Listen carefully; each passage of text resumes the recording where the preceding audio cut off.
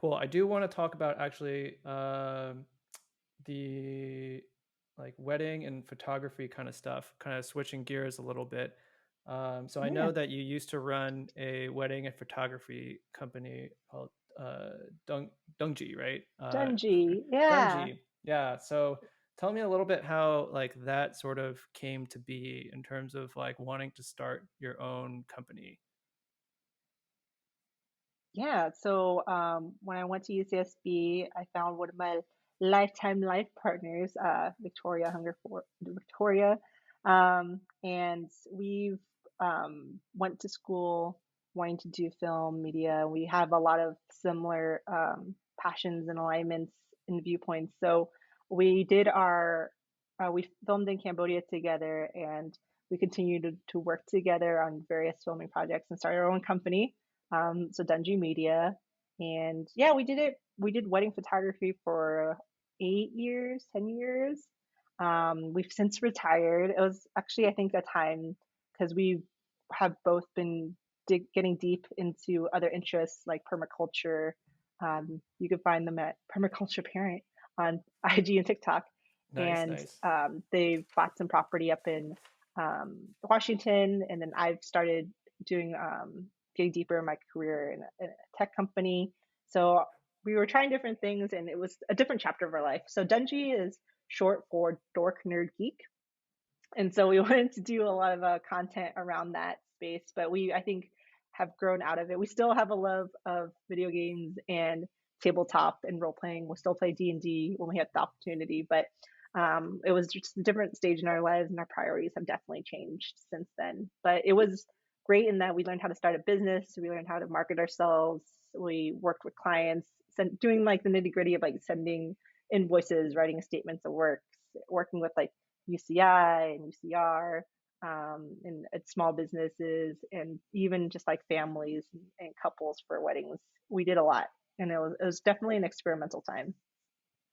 I guess what are kind of the biggest takeaways from that experience? Because 8 years is a long time, right? And I'm Oh guessing yeah, this is yeah. something that has that happened kind of right after, I imagine, like the Cambodia trip or right after college, right? That Mhm.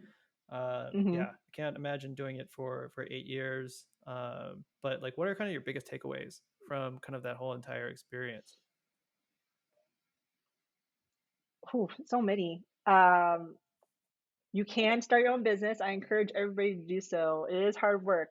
The grind and the hustle is real, but it also will take uh, all of your time. Something that people always joke is like, I want to just quit my 9 to 5 and start my own business, which is great, but that also means you'll be working literally 24/7. So there's a little bit of drawback there, but it was also just amazing to have ownership of what I worked on. And then like if I ever wanted to like change my style or change um, our approach, it's something that we could do pretty easily. It didn't require us to talk to like a boss or anything, which happened a lot. There were definitely times where we made a lot of stylistic changes, either with either the way we created packages to actually our style of photography. It's so easy to like go with the trends and try to do what everybody else is doing, and to then compromise your own artistic style or your own work just so that you could be like everybody else. But that's something that we purposely made sure that we did photography in a way that was comfortable to us, that we enjoyed. Um, and that's actually why when we decided to like close the company, it didn't feel like such a heartbreak. It was like, we're at a different creative place in our lives, and that's just what we needed to do. Like in terms of style, Tori, their style is definitely more of a dark and moody. Mine is not as more of a bright and saturated. Neither of which are popular at the time in wedding photography, which is like bright and airy. um, Right, right, right. but and then yeah, and that was something we recognized early on. So, and even to this day, I have friends that ask like, "Hey, can you shoot our wedding?" I'm like, "Yeah, but make sure you like my style." And like, yeah, I don't know. So, if you are looking for a wedding photographer, like you have to look at their work and make sure that it's something that you like and that you'll enjoy, not just now when it's trendy, but also like down the road. So Got it. It sounds like it's like choosing a wedding style is very personal to the person, right? And like it Oh sounds like yeah. your advice is like don't just necessarily do what's on trend. Like if you're kind of lukewarm about Yeah. it, but it's on trend, like really find the Mhm. specific niche of how you want, whatever that special day Mhm. or that special moment to be portrayed. Yeah. Got it. Yeah, it's interesting to Go ahead. see like how a photographer will take a picture of the same subject. It's vastly different in terms of like color, viewpoints, perspective. So, yeah, highly encourage that for anybody who's in the market looking for a wedding photographer. Oh, I'm sure Also, there, these last past 2 years, right? Like with the pandemic and yeah, a lot of my friends, they've had to postpone weddings, hmm weddings and stuff like that. Like there's a pretty high markup for a lot of different wedding and engagement services now, just because there's a big line and a huge backlog. hmm One thing that I totally, yeah. wanted to ask was, you mentioned that you and your partner had differences in style, right? So I guess hmm when someone came to you or your partner, was it like, hey, Danny is closer to this style, so Danny can kind of, do you Yep, want to take this on and take care of it? And so you kind of just split yep. the styles up based off of what was more preferred. 100%. Yeah. And sometimes it wasn't even the client was sure. Like usually we talked with them or like they would have I would ask them like what part what of our work that they enjoy. And that usually can help us figure out like who would make who would make more sense in leading that particular project. Got it. Makes sense. Uh, I don't know if you would happen to know this, but when you talk to people, whether they were your clients or just people who have gotten uh, wedding photo or engagement photos or wedding photos and stuff like that, what are some of the regrets that they had if they could do it all over again? Like, what are the top kind of the common things that you kind of hear in terms of making sure that they could have, if they were to do it again, what would they do differently from a photography sort of standpoint? For my own clients, it's like oftentimes it's not having enough time, like allocating enough time for those formals. Um, Especially like formal families. And sometimes that's something that I remember we're just like, well, let's make sure, or we'll kind of like catch you whenever we can. Because it's always surprising how long those things can take because it's so easy to get pulled away by other people on your day out. So that's something that sometimes even for me, I'm like, I wish we had more time. But if we can get what you can get, that's the day is only so long, and you also want to spend it with family. It's always a juggling act with that one. Sorry, can you explain the time allocation a little bit more with family? Like, what are some examples that you were talking about? So for example, yeah, yeah. So in the beginning, I would say this definitely affected us because we weren't as experienced. Is like um, is making sure that we have photos like um, the core photos of like bride and groom with their mom, with her mom, bride and groom with his mom, one with like the grandma, one with like the siblings, and after a ceremony, it's easy for people and guests to want to pull away the bride and groom to other directions. And so from our experience, we're like, hey, I would recommend you have a sheet of paper of like what are all the combinations that you want. Assign somebody on your bridal party, whether it be your somebody in your bridal party or your sister or your sibling, to like call out these people like, all right, this is the order. Okay, Right. we need Grandpa Joe and like Grandma Martha next. We need this person next. Which is definitely I think helps too when it's somebody that is familiar with the family, familiar with the guests, because it can be uh, I don't mind yelling, Right, but right, it's right. sometimes a little hard when you don't know the person, and also just like I being able to identify like who's missing. That was always helpful. So that's something that I remember in the beginning was always like really chaotic, and then once we provided that kind of guidance to folks, that definitely helped. Got it. When it comes to the price, right, of hmm photography, whether it's well, let's talk about engagements, right? Engagement shoots, because I feel like hmm those are the ones that are like really special. Not to say that the wedding ones aren't special, because like those will be documented, but I feel like with the engagement shoots, the couple gets to kind of choose. kind of what style they want, right? Like a location Mhm. that's, a little bit farther or removed from the wedding venue. So just Mhm. kind of want to get your kind of top tips in terms of sort of what to look for when, deciding upon a a photographer to do engagement shoots, but also like when looking at Mhm. like price and, logistics, like what are some of the project management stuff that people kind of need to keep in mind? Yeah, there are some people that will opt out of the engagement shoot. I actually highly encourage to do an engagement shoot with your photographer, just so you can get comfortable with like how to work with them, how to pose with them, because they're literally the last person you're going to see when you're single before you're married. So having, I think, a really good relationship with your photographer, and so that you can also convey your wants and needs on the day of, it's very helpful. And essentially doing a practice round with the engagement session can be really helpful and help build that camaraderie and open communication. But also just like if a good, I think also a good photographer will also make you feel really comfortable in yourself and in what you're doing, because a lot of people, it's their first time ever doing a photo shoot, and you Right. could feel like really intimidated by it. You could also just, you're depending on your level of confidence, feel, have a lot, like worry, have a lack of self-esteem or feeling unattractive, ABCD. It could be a whole plethora of things, and I think doing an engagement shoot can unearth and help work through a lot of those things, which is also sometimes on your own time. You have an hour or two on your own, while it's like on the day of your wedding, there's going to be a lot of chaos and a lot of things going on. So getting that experience from doing an engagement shoot is really helpful. In terms of locations, your photographer will always have like locations and suggestions if you don't have any yourself.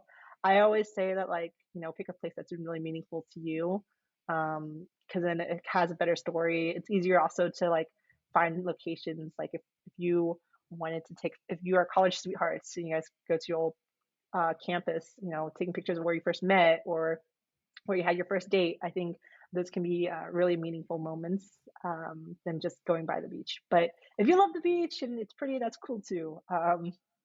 But I personally loved having those beautiful photo shoots. There is this one story that I remember, and it's actually at a grocery store that I shop at in the East Bay called Berkeley Bowl. And what happened is this Mm, couple, uh, they uh, they enjoyed going to Berkeley Bowl a lot. Uh, I don't know if they met there or not. I forgot the article like specifically, but apparently they had yeah. requested to this grocery store. It's kind of like an independent grocery store that has like Hmm. organic foods, like decent amount of like Asian food selection and stuff like that to open up early Hmm. just for them so that they can do their engagement shoot Oh, in so a cute. grocery store. So that I remember the photos were like they were on the cart, right? Like getting pushed Hmm. around or like next to the fruit and the fruit aisles and stuff like that, or just using the aisles for more Hmm. depth perception. I thought that was kind of really clever. Hmm. Or if it's like there's some funny stuff too, like checkout, the checkout aisles and stuff like that, like going on the conveyor belts and things like that. So definitely Cute. Love agree it. with um, and I can post that article, obviously, in the link below or just kind of wherever. Hmm. But I thought that was really interesting and creative. So it sounds like, all the stuff focusing around something that's meaningful to you. And it's kind of like, what is your style? Sounds really important just Hmm. because you want it to be unique to your story as a couple. Yeah, I agree.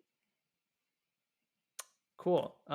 Aside from, I guess, weddings and like engagement shoots, uh, people do take pictures all the time, right? Like whether it's Oh for yeah. dating profiles, whether it's, friend trips or just, really important moments in life, or maybe it's not even really important. Maybe it's just an Instagram story where it's like super disposable. Like, what are some of Hmm. your top tips as someone who's been in the photography business for, like 8 years or so? Um, like, how do you make yourself look good kind of in any environment? Like what are some really basic stuff, like to basic things to make you kind of like look your best? Oh yeah, don't be afraid to take up space. That's my biggest one. I did that. I'm guilty of that. much earlier on in my life, where like the second I see a camera, I kind of cave in and I try to make myself look smaller. And I think in my mind I was like, I'll look skinnier, but really I think um, being comfortable in taking up that space. And I find it's funny. I've kind of I've done the opposite where like I just wanted to be expressive and be over the top and ridiculous, and I'll do that for my clients too to kind of help them break out of their comfort. Is if I notice them just caving in and feeling very uncomfortable, I'll be like, let's do some stretches. Let's like yell. Let's Nice, put nice. your hands up in the air and scream. Try to take up that space, and then that usually help you feel a little bit more comfortable being at the camera afterwards. So that's one of the first things I'd recommend is like don't be afraid to take up space. And if you need to yell or if you need to act wild in the first instance, so that you can calm yourself down or feel a little bit more comfortable and normal afterwards, that's an option. That would be one of my first biggest advice. And then what else? Sure, I'm really big on lighting, y'all.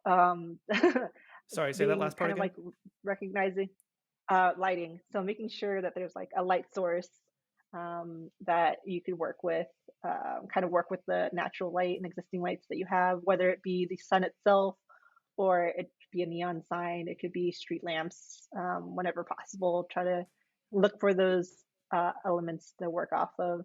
And I usually try to find, and sometimes I'll also from that find ways that where the light can be softened because the direct sun can be really strong. But you can also consider things light can bounce on things. So like on a white wall, light can also bounce. Or if you're wearing a blouse that's white, that light can also be used to bounce light and fill in any harsh shadows and stuff like that. But yeah, to take better pictures, I also just recommend, take a lot. We live in a digital age. You can It's take true. 1,000 pictures.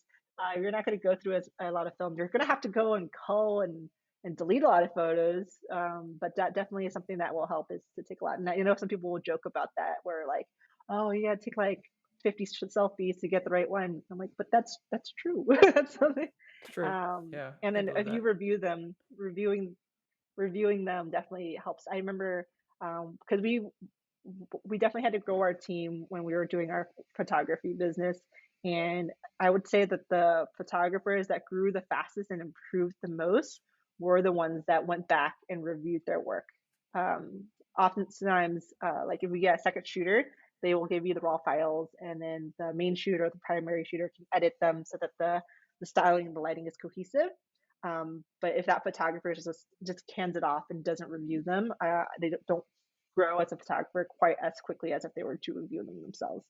So take a lot of photos, but also take the time to look through them, review them, and think of like how ways you can make them look better. Because even when you take a bad photo, even I do this. I'm like, man, that's a shitty photo. Like I'm never gonna do it that way again. Right. You kind of recognize it because then you'll kick yourself in the butt, be like, oh man, I've done this like 10 times. I wasted my time reviewing this. I'm gonna remember next time. So I think that definitely helps. I think one of the things that I might have learned from you actually is taking photos in different aspect ratios. So let's say, for example, if someone, Hmm. is like, hey, can you take my photo? Right? Like they hand you your phone Yeah. or their phone. It's just like, okay, take it in portrait, take it in landscape. And that's something now that I always do. Like, and sometimes people are like, wait, why are you Hmm. doing that? It's just like, well, there's different aspect ratios. And I think both of us being marketers, it's like, oh, you want your Hmm. 9x16s, you want your 16x9s, right? Like you want options in Yeah. terms of like what other, I'm assuming like what other light sources, you can capture in, and giving more Hmm. optionality is usually always a good thing. Yeah, in today's age where, people are also posting portrait ratios and in some of their Instagram stories and posts, it's I think helpful to always have that option. And like it's funny because I think you probably have learned it from me because it's kind of obvious when you Exactly. move Yeah, a yeah, giant yeah. camera. um, and I also give you more flexibility in editing. For me, sometimes I'll be able to like cut in and zoom in and like it gives. I think it just also gives you more flexibility. Um, and because I also do marketing, sometimes I just need that copy space. I just wish there's a That's little more true. space. So if it was shot horizontally, then I have that extra space to work with. So it's nice. have Yeah, I would say options. with taking like 16 by 9s and 9 by 16s portrait and landscapes, Mhm, especially if you're taking it in a more scenic place, it just mhm, gives a little bit different focus, right? In terms of like sometimes you want the mhm, focus to be on the environment and the people, and then like the people are kind of just in that environment. And then if you're obviously taking it through mhm, portrait, like you want it to be the people, right, that are in the picture to be kind of the mhm. center of focus. So I think that is, something that I think hopefully the people that I do that for do appreciate it and have fond memories to remember that stuff by.